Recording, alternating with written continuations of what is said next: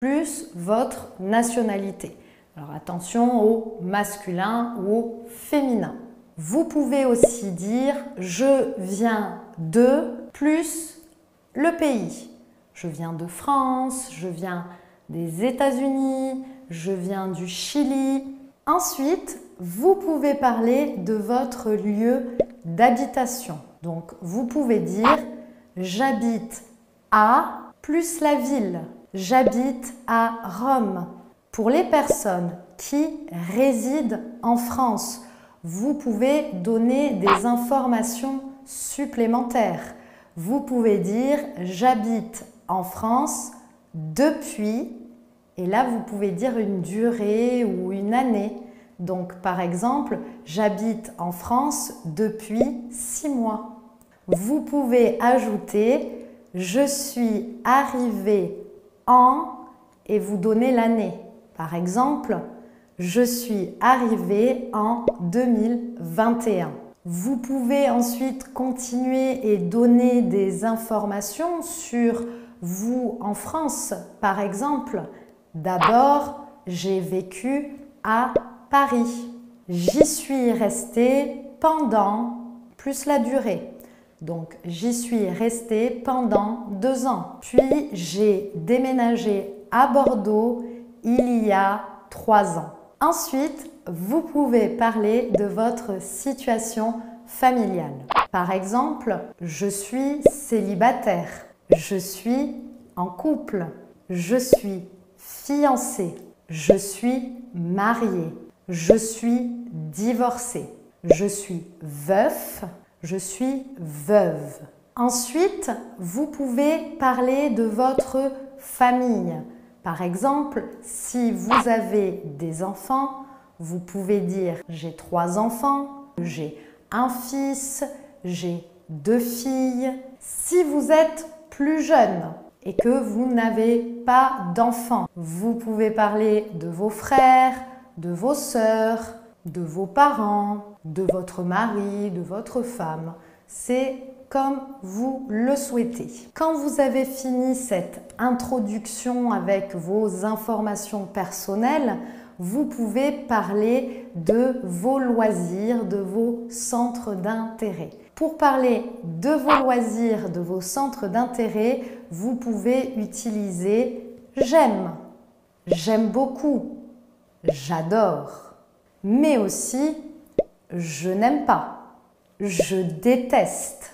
Et ensuite, il faudra faire bien attention à la suite de la phrase. Pour parler des loisirs, en fait, il y a 2 possibilités.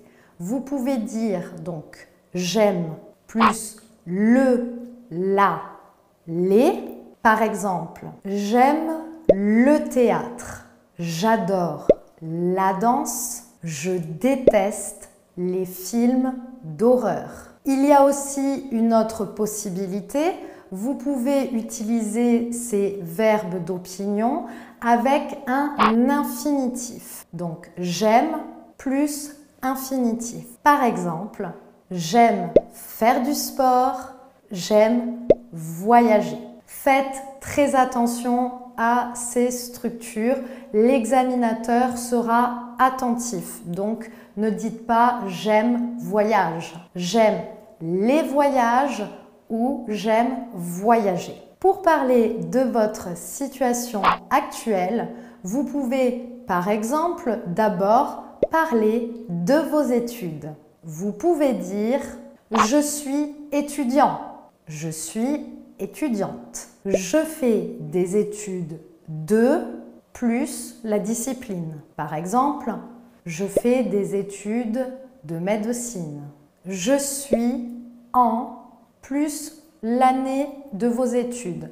Par exemple, je suis en première année de licence. Je suis en 2e année de master. Si vous êtes en formation, vous pouvez dire actuellement, je fais une formation et vous pouvez préciser. Par exemple, je fais une formation de cuisine.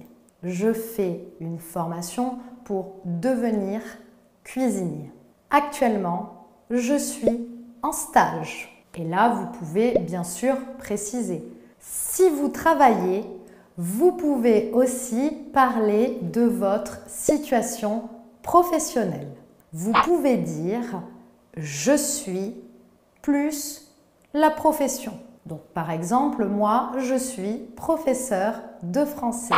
Attention, en français, on ne dit pas « je suis un » plus la profession ou « je suis une » plus la profession. Par exemple, « je suis un mécanicien », ce n'est pas possible. Licence. Je suis en 2e année de master. Si vous êtes en formation, vous pouvez dire « actuellement, je fais une formation » et vous pouvez préciser. Par exemple, « je fais une formation de cuisinier ». Je fais une formation pour devenir cuisinier. Actuellement, je suis en stage. Et là, vous pouvez bien sûr préciser. Si vous travaillez, vous pouvez aussi parler de votre situation professionnelle. Vous pouvez dire « je suis » plus la profession. Donc par exemple, moi, je suis professeur de français.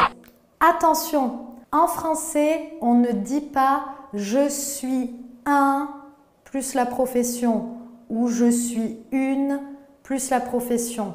Par exemple, « je suis un mécanicien », ce n'est pas possible. Je suis mécanicien.